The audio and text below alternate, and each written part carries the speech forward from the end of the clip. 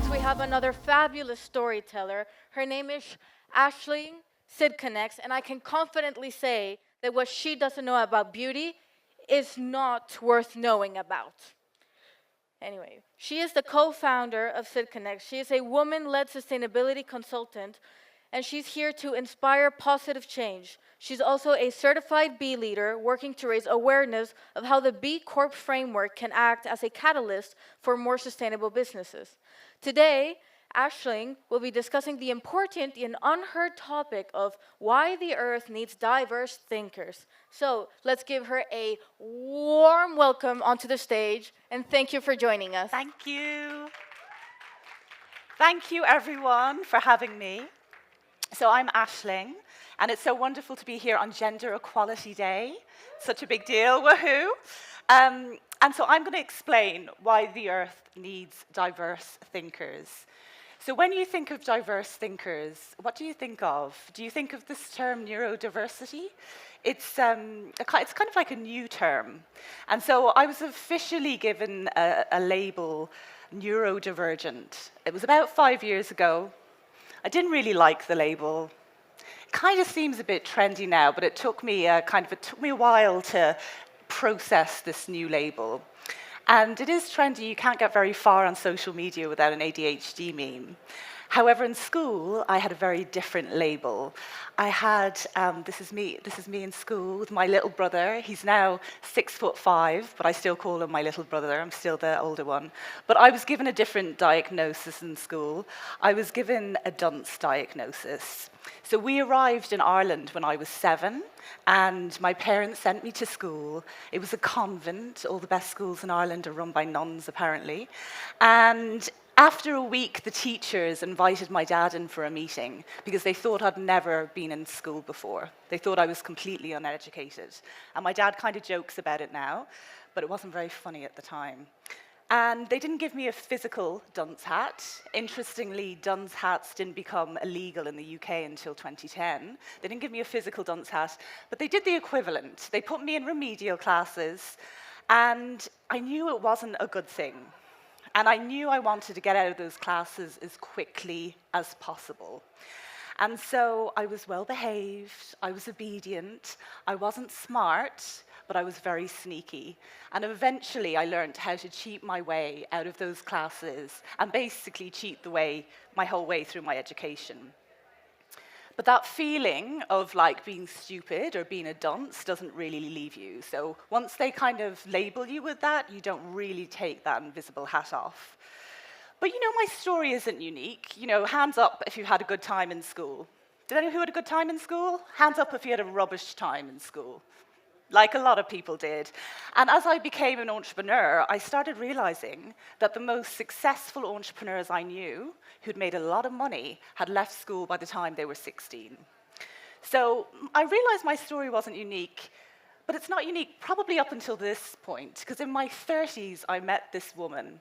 So I crossed paths with her. Her name's Professor Cyd Connect. She's at Cambridge Judge University.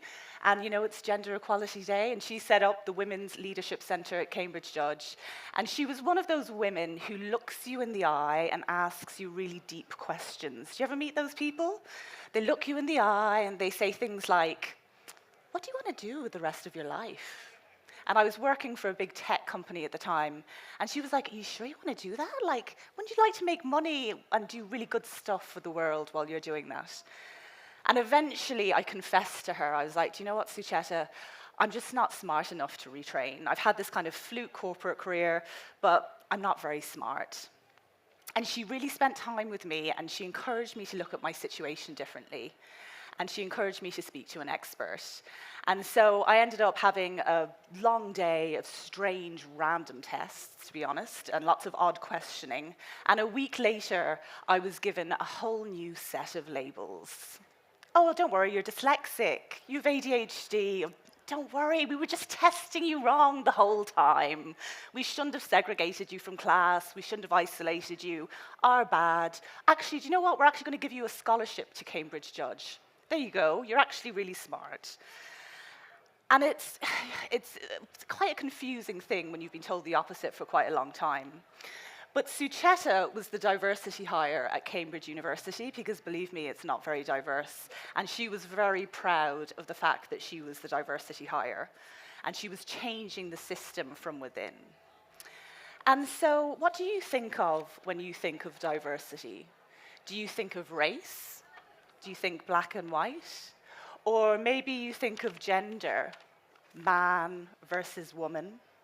Or maybe now you think of neurodiversity, the idea that people experience and interact with the world around them in many different ways, and there's not one right way of thinking, learning, and behaving. And we use many characteristics to define ourselves in society. We have lots of beliefs. They're often unconscious beliefs, and I love this wheel of privilege, and Amber had this wheel of privilege up at COP27 last year. So the closer you are to the center of this wheel, the more statistically likely you are to be successful in this world. So take a moment, go around the wheel, and figure out where you sit.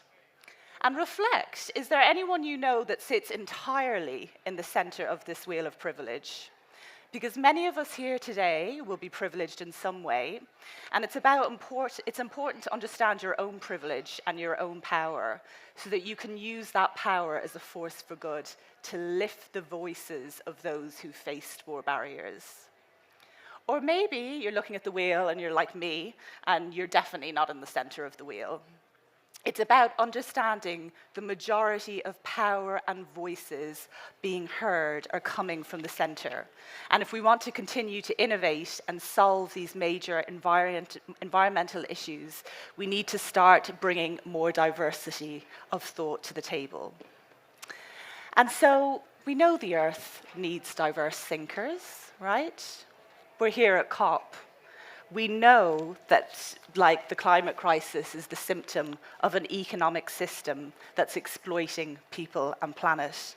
We know that capitalism has made people rich, some people very, very rich, and it's taken a lot of people out of poverty, but at huge costs, the costs of our natural ecosystem and unsustainable levels of inequality.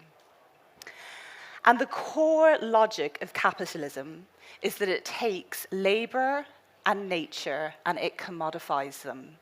And it makes them as cheap as possible, and it takes more than it gives back. And this system is dangerous, and we've all collectively brought into this economic system based on this belief, on a scarcity mindset that there isn't enough to go around. Our economists created a model that just gets bigger and bigger and bigger. We are obsessed. And of course, we have to treat the symptom, but the real cure is a systems change. And so Kate Raworth, she's an amazing economist. I'm sure you've all read Donut Economics. She challenged some of the thinking and beliefs that we take for granted with her book, Donut Economics. And as a female economist, she went, hold on a second.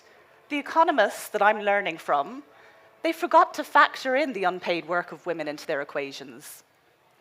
She also exposes the power of language and how the word citizen was commonplace until the 1970s. And then economists switched us from citizens to consumers. And this new language has permeated into our media, into our business, into our collective thinking.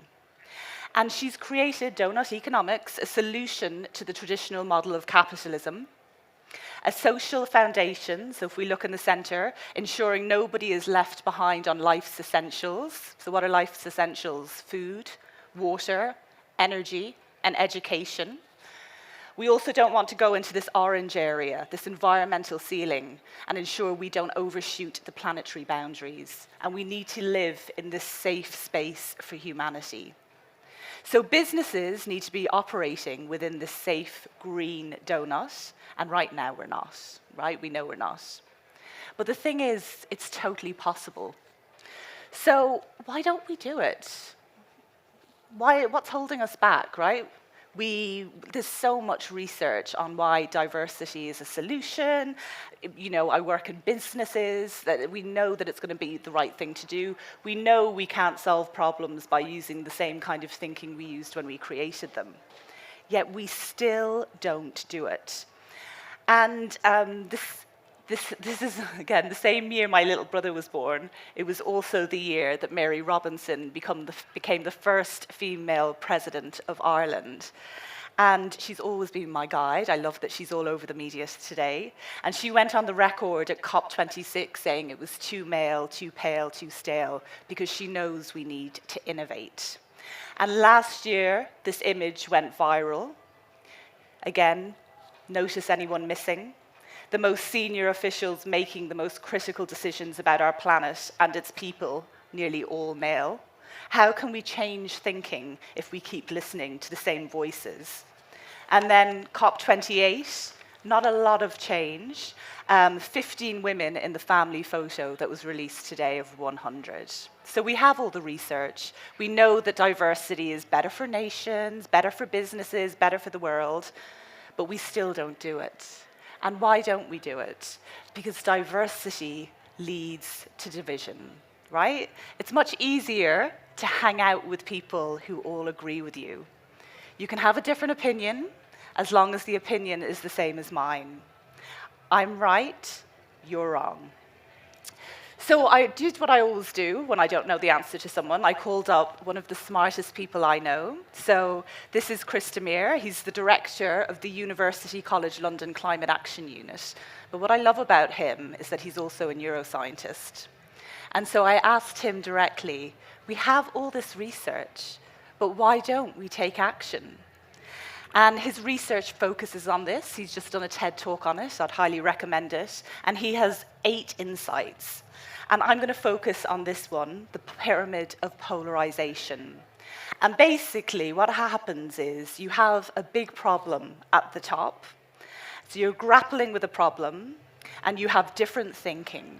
And as your opinions or beliefs become stronger, you start moving down the pyramid until you become further and further apart, until we're in a pyramid moment. So we go in different directions. I'm right, you're wrong, black and white thinking. And he explained to me our brains are incredible. But when we're in a pyramid moment, we start becoming our own lawyers. We start building a case against the other. We need to prove them wrong. We become one-track mind. And you can see what we do this with. We do it with race. We do it with gender. And my mentor was really clear when she set up the Women's Leadership Centre that she called it WO plus Men's Leadership Centre because she didn't want to alienate men and get into a pyramid moment. And she knew the current system really doesn't work for men either. And also, for the record, as someone who grew up in a convent, it doesn't work when it's all women at the top either. Success is about us working together. So we do this with religion. In Ireland, are you Protestant or Catholic? We're still dealing with that trauma. We do this most with politics. Republican, Democrat, Labour, Conservative, climate activist, oil company. We need to challenge our own beliefs and our own thinking, and we need to notice when we're in a pyramid moment. So, challenge your own thinking. Is our economic system broke? Is our obsession with growth a bad thing? Maybe diversity is growth. Maybe growth isn't all about money. So we always associate growth with money, and diversity and inclusion is its own growth. Because I think our obsession with growth is actually a good thing. If you look to nature, we need to grow. If you're not growing, you're dying. And growth isn't easy. It means overcoming challenges, and we are outgrowing our current system. When we do look to nature, it would teach us that there's another operating system, one that's not based on scarcity, but on abundance and generosity. And as ecosystems evolve in nature, they actually become more diverse, and their diversity creates more resources and not less in a system. So for ages, and I'm going to leave you here in a second, for ages I thought my schooling had let me down. If only I'd gone to a different school where I'd had better teachers and I hadn't spent my life cheating out of remedial classes. The conditioning in school of wearing my invisible dunce hat, it doesn't just come off when they tell you it has. So I spent ages in therapy, because even when you have a master's in sustainability, the belief doesn't change. And one day, sitting in the kind of waiting room, I got chatting to the guy beside me, and he explained to me that he'd had such a privileged upbringing. He'd attended one of the best schools in the world, and from a very young age, he'd been put in the gifted class. And he was now in therapy, distressed, because he hadn't lived up to his genius label. And then I had that aha moment. It doesn't matter if you're gifted, if you're a genius, if you're autistic, if you're dyslexic, if you're ADHD. All of our minds work differently, and we are all diverse. And that's our superpower, that we don't all think the same. And we just collectively thought up our capitalist system, and we can collectively think up a new one. So let's be aware of where we're privileged, and be aware of our barriers, like when we're in a pyramid moment, and overcome them. Because the real growth is facing our challenges and learning to work together, and seeing our challenges as growth. We just need diverse thinkers and a leaf out of Mother Nature's book. Thank you.